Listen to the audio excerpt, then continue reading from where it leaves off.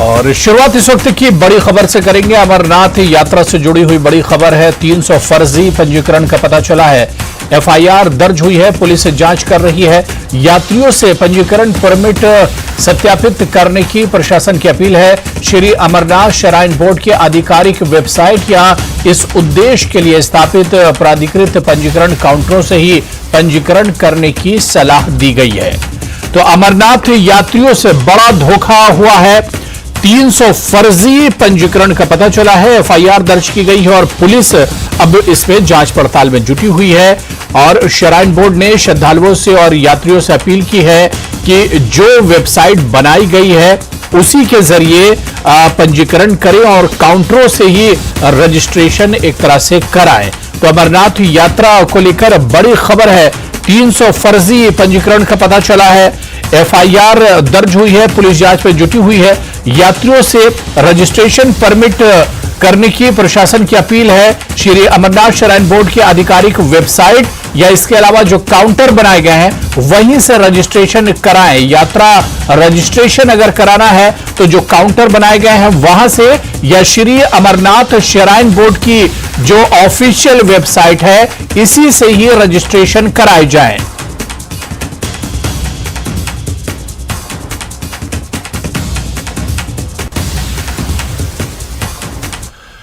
चलिए आगे बढ़ेंगे। अमरनाथ यात्रा के नाम पर रजिस्ट्रेशन का फर्जीवाड़ा हो रहा है। सांबा और कठुआ से भी फर्जी रजिस्ट्रेशन के मामले सामने आए हैं। ये रिपोर्ट देखिए।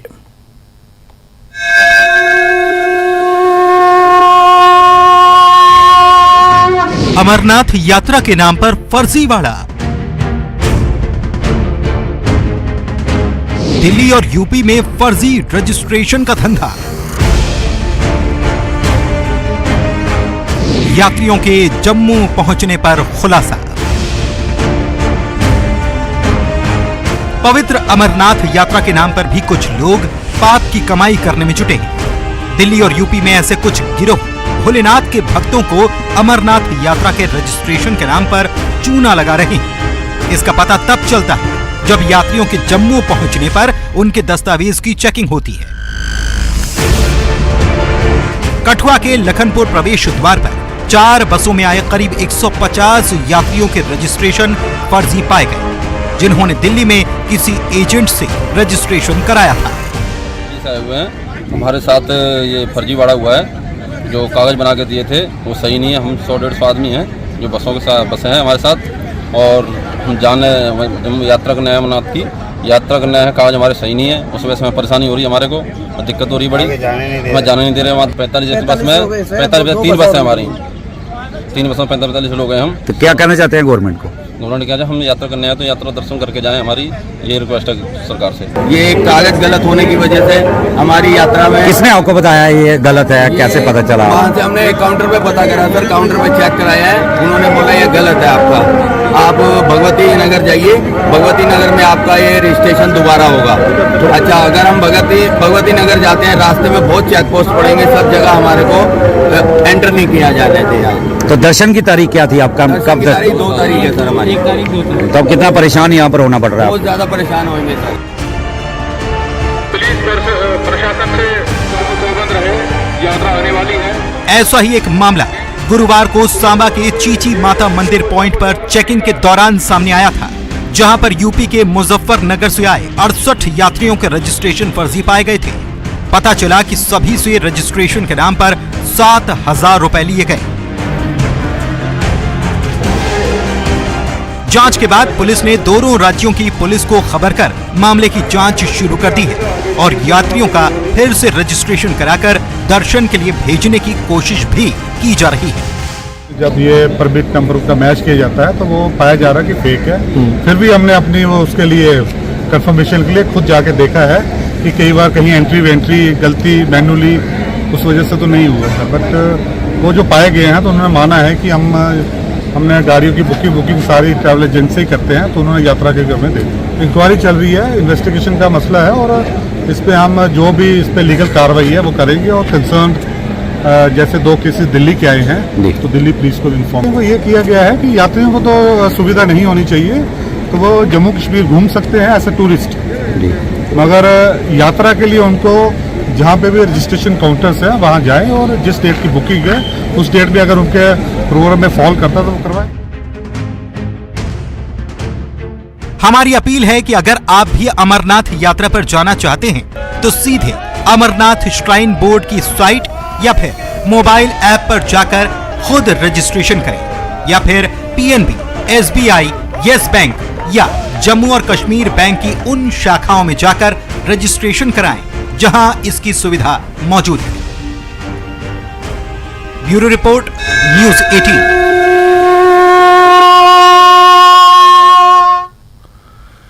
तो जम्मू से कश्मीर तक हर हर महादेव का नारा सुनाई देने लगा है। देश भर के शिव भक्तों की टोली बाबा बर्फानी के दर्शन को उमड़ रही है।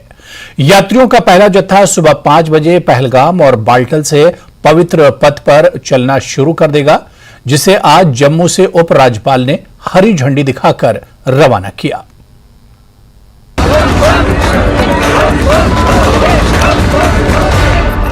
निकल पड़े हैं भोले भंडारी के भक्त,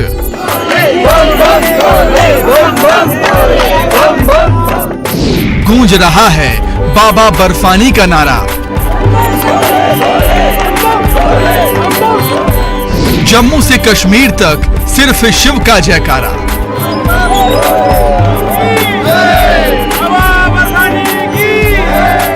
शुक्रवार रात को जब आधी दुनिया सो रही थी तब जम्मू शहर में शिव के जयकारे गूंज रहे थे। बाबा बर्फानी के नारे लग रहे थे, जिसे लगाने वाले लोग देश दुनिया के अलग अलग हिस्सों से यहां पहुंचकर एक खास लम्हे का इंतजार कर रहे थे।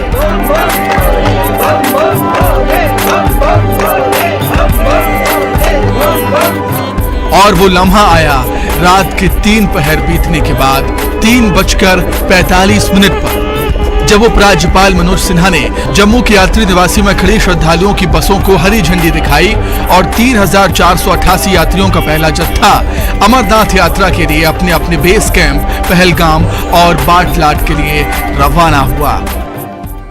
अरे बड़ी खुशी हो रही है, 12वीं वक्त जा रहे हैं, गुजरात से आए हैं और मजा आ रहा है, सब थकावट दूर हो गई। अरेंजमेंट कैसे है? फर्स्ट क्लास, नंबर 1, खाली बिस्तर जमा करने की प्रॉब्लम है। 10 साल से आ रहे हैं, भगवान बाबा की मेहरबानी है, हम आए हैं दोनों। तो बहुत खुशी हो रही है, 20 साल से आ रहे हैं जल्दी, और जब से आ रहे हैं आज आनंद ही आनंद है जी।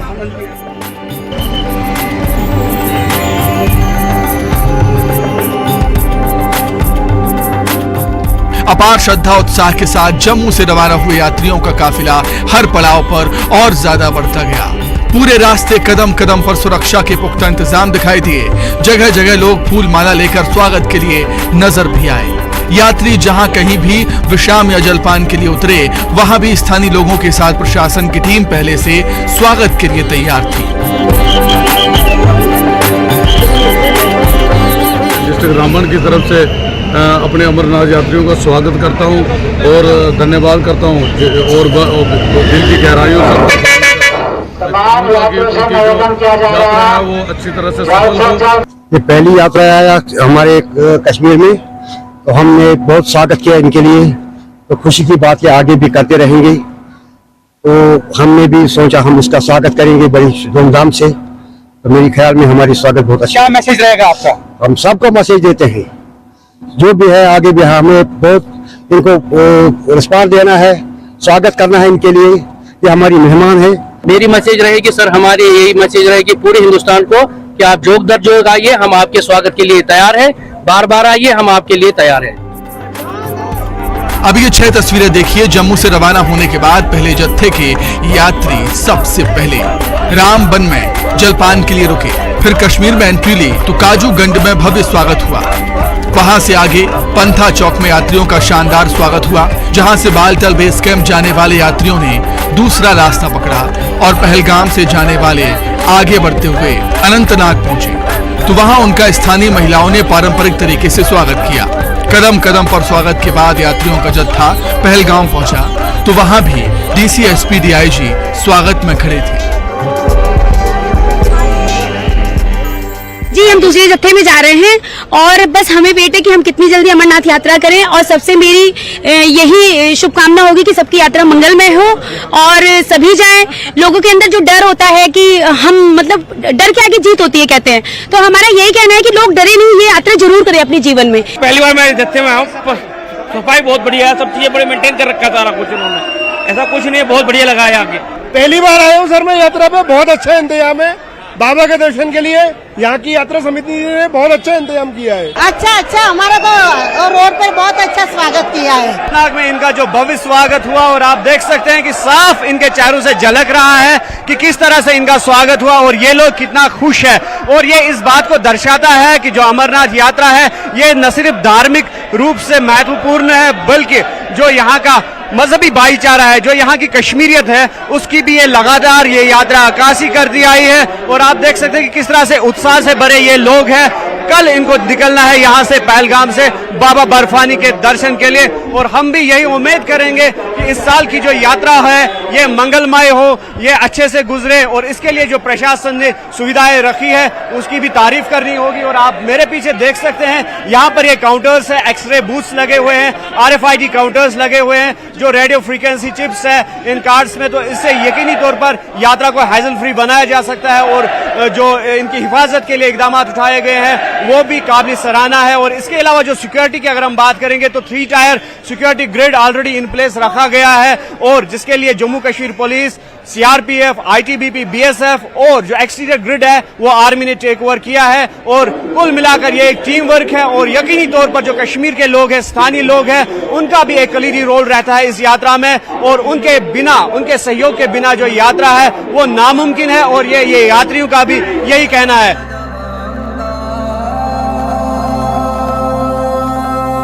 पहलगाम पहुंचने के बाद यात्रियों की सुरक्षा जांच शुरू हुई।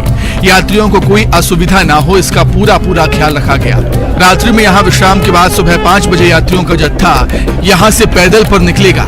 पहलगाम से पवित्र गुफा तक 48 किलोमीटर की यात्रा तीसरे दिन पूरी होगी, जिसके बाद ये अमरेश्वर धाम में विराजित बाबा अमरनाथ के अद्भुत, अलौकिक और अविश्वसनीय हिमानी शिवलिंग के दर्शन करेंगे।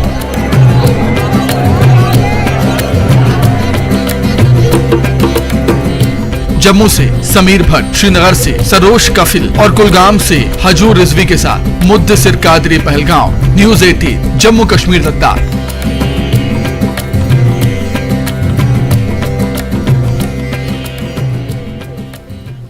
और यहां पर रुकेंगे फिलहाल छोटे से ब्रेक के लिए।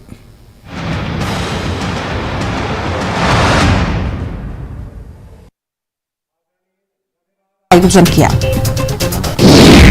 राजौरी के कलेर इलाके में करंट लगने से गाय की मौत हो गई। इस मामले में गाय के मालिक ने बिजली विभाग पर लापरवाही का आरोप लगाया और विभाग से मुआवजे की मांग की। सोनावारी में डूबने की घटनाओं में कुछ बच्चों की मौत के बाद बांदीपुरा जिला प्रशासन ने एक एडवाइजरी जारी की। जिला प्रशासन ने जनता से झेलम नदी और अन्य नदियों में प्रवेश करने से परहेज करने की अपील की। सुक्खू सरकार ने किए बड़े प्रशासनिक फेरबदल, 9 IAS और 9 HS अधिकारियों के तबादले और पोस्टिंग के आदेश। सरसों के तेल के बाद अब रिफाइंड भी मिलेगा सस्ता, सुक्खू सरकार ने दी सौगात।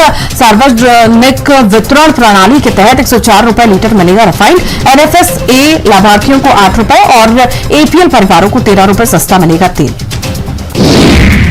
ऊना में नशा मुक्त अभियान का आगाज हरोली विधानसभा क्षेत्र से हुआ, तो वहीं हरोली से कांगड़ तक ब्रिक्स वॉक के बाद कांगड़ मैदान में सांस्कृतिक समारोह का आयोजन भी किया गया।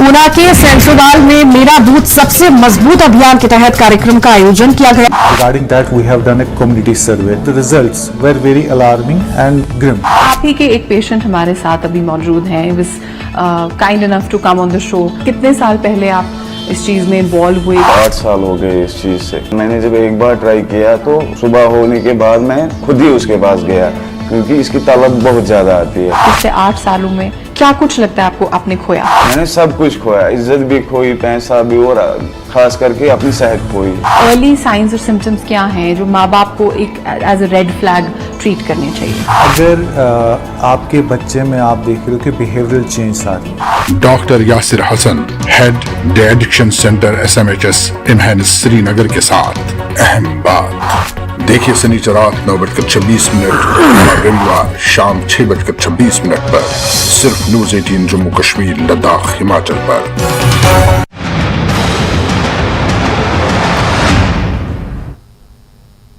पीएम नरेंद्र मोदी ने आज दिल्ली यूनिवर्सिटी के शताब्दी समारोह में शामिल हुए। दिल्ली यूनिवर्सिटी के समारोह में शामिल होने के लिए पीएम अपने काफिले के साथ नहीं बल्कि मेट्रो से रवाना हुए।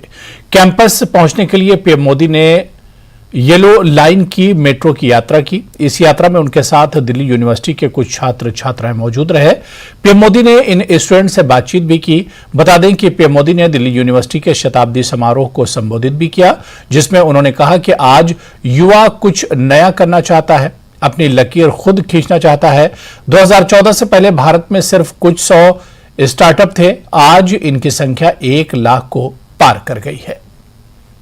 साथियों, कोई इंसान हो या संस्थान, जब उसके संकल्प देश के लिए होते हैं तो उसकी सफलता भी देश की सफलताओं से कदम मिलाकर चलती है। कभी डीयू में केवल 3 कॉलेज थे, आज 90 से ज्यादा कॉलेज है। कभी भारत की इकोनॉमी फ्रेजाइल के लिस्ट में थी, खस्ता हाल थी। आज भारत दुनिया की टॉप 5 इकोनॉमीज में शामिल हो चुका है।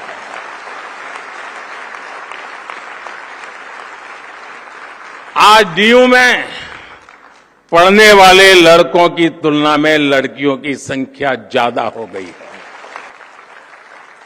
2014 से पहले भारत में सिर्फ कुछ 100 स्टार्टअप्स थे, आज भारत में स्टार्टअप्स की संख्या 1 लाख को भी पार कर गई है। 2014-15 की तुलना में आज 40% से ज्यादा पेटेंट फाइल हो रहे हैं। जो पेटेंट जारी हो रहे हैं उनमें भी 5 गुना का इजाफा हुआ है।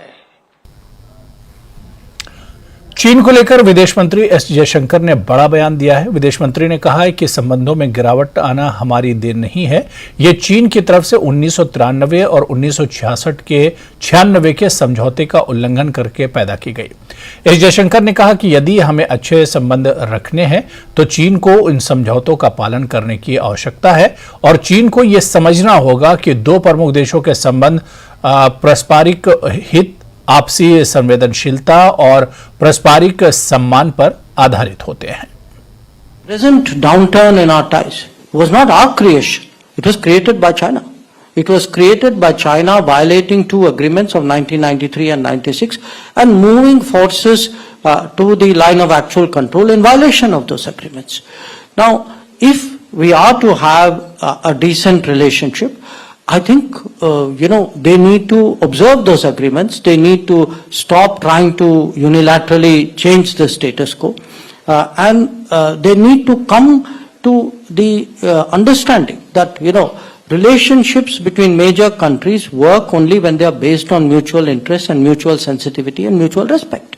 They need to understand this. And my endeavor is to make them to understand this. So I can only say I'm working very hard at it. Certainly in the border areas, we have resolved some issues. There are issues we have not. I continue to do this. In diplomacy, you never give up. But as I said, it finally takes 2 hands to clap. And China too must have that belief in a workable relationship. समान नागरिक संहिता पर उत्तराखंड के CM Pushkar Singh Dhami ने कहा कि सबसे पहले उन्होंने इसके लिए कमेटी का गठन किया था और इस मामले में 2,20,000 से ज्यादा लोग किराए कमेटी ने लिया है और उत्तराखंड इसे जल्द लागू करने की दिशा में आगे बढ़ रहा है। सबसे पहला कोई फैसला लिया तो यही लिया कि हम समान नागरिक संहिता का ड्राफ्ट करने वाली कमेटी का गठन करेंगे। और हमने कमेटी गठित कर दी। 1 साल का कालखंड उसका पूरा हो गया। 1 साल तक कमेटी ने 2 लाख से भी ज्यादा लोगों से उनके विचार लिए हैं, उनके सुझाव लिए हैं। 2,20,000 से ज्यादा लोग, और उसमें बड़े बड़े विद्वानों से, विभिन्न प्रकार के सामाजिक संगठनों से, धार्मिक संगठनों से, अलग अलग ग्रुप्स में जाकर लोगों से बात की है, बड़े विद्वान लोगों से, स्टेक होल्डर्स, जो भी उससे प्रभावित होने वाले लोग हैं, उन सभी से बात करी है। और उन सभी से बात करने के बाद कमेटी ने अपना लगभग संकलन कर लिया है। और जल्दी ही, क्योंकि आज मैं देख रहा था अभी थोड़ी देर पहले कि रंजना प्रकाश देसाई जी और उनके साथियों ने आज कहा है कि हम लगभग ड्राफ्ट बनाकर हमने सारी तैयारी कर ली है। और जैसे ही वो ड्राफ्ट हमको मिलेगा, आप सबके आशीर्वाद से, देवभूमि की जनता के आशीर्वाद से, यहाँ के देवों के आशीर्वाद से, उत्तराखंड में ये काम हम सबसे पहले। मणिपुर में हिंसा पीड़ितों से मुलाकात के बाद कांग्रेस लीडर राहुल गांधी ने कहा कि मणिपुर में शांति की जरूरत है और उन्होंने राहत शिविर में सभी समुदाय के लोगों से मुलाकात की। राहुल गांधी ने कहा कि राहत शिविरों में दवाई खाने की कमी है, जिस पर सरकार को ध्यान देना चाहिए। यहां राहुल गांधी ने मणिपुर के लोगों से शांति बनाए रखने की भी अपील की।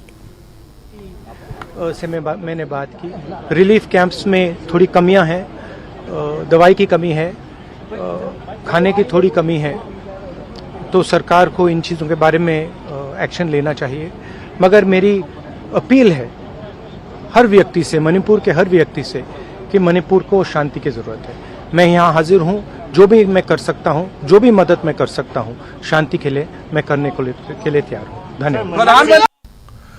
उधर मेघालय के मुख्यमंत्री के संगमा ने मणिपुर को लेकर बयान दिया। उन्होंने कहा कि मणिपुर में स्थिति बहुत जटिल है और इसके कई कारण हैं। भारत सरकार को सभी पहलुओं की जांच कर इसके अनुसार काम करना होगा। एक पार्टी के रूप में वो चाहते हैं कि मणिपुर के हालात सामान्य हो जाएं। Manipur is very complicated and there are many factors that are there. And hence the government of India will have to really examine all options, is what I would like to say, and act accordingly. So every decision will have its own repercussions and its own impact, and hence how you would further then handle the situation of that particular decision is something that has to be seen holistically, and hence it would be very complicated to say something saying that this action should be taken, because whoever, by that I mean the government of India, that whatever decisions they take, they have to realize every decision has got its ramifications, and hence it has to be done in a very balanced manner. They have to be ready for the repercussions of any decision. Chhattisgarh के बिलासपुर में BJP के राष्ट्रीय अध्यक्ष JP Nadda ने एक जनसभा को संबोधित किया। यहां जेपी नड्डा ने कहा कि देश में इंफ्रास्ट्रक्चर के विकास के लिए पैसे खर्च किए जा रहे हैं। पिछले 9 साल में देश में 54,000 किलोमीटर नेशनल हाईवे बनाए गए हैं। वहीं छत्तीसगढ़ में 5 सालों में 1,890 किलोमीटर नेशनल हाईवे बने हैं। मूलभूत ढांचे के लिए पिछले 7 सालों के अंदर 18 लाख करोड़ रुपए खर्च किए गए हैं। 18 लाख करोड़, और इसमें 10 लाख करोड़ रुपए खर्च किए जा रहे हैं। ये हाईवे, ये रोडवे, ये रेलवे, ये एयर कनेक्टिविटी, ये अंडरब्रिज, ये ओवरब्रिज, ये एलिवेटेड रोड, ये इंफ्रास्ट्रक्चर का जो मूलभूत ढांचा है, इस साल मोदी जी के द्वारा 10 लाख करोड़ रुपए खर्च होने वाला है और विकास के तरीके से आगे आपको जानकर खुशी होगी कि पूरे देश में 54,000 किलोमीटर की नेशनल हाईवे पिछले 9 सालों में बनी। कितनी? 54,000 किलोमीटर। और आपके छत्तीसगढ़ में 1,890 किलोमीटर की 5 सालों में। तो चलिए, इस बुलेटिन में अभी फिलहाल इतना ही। नमस्कार।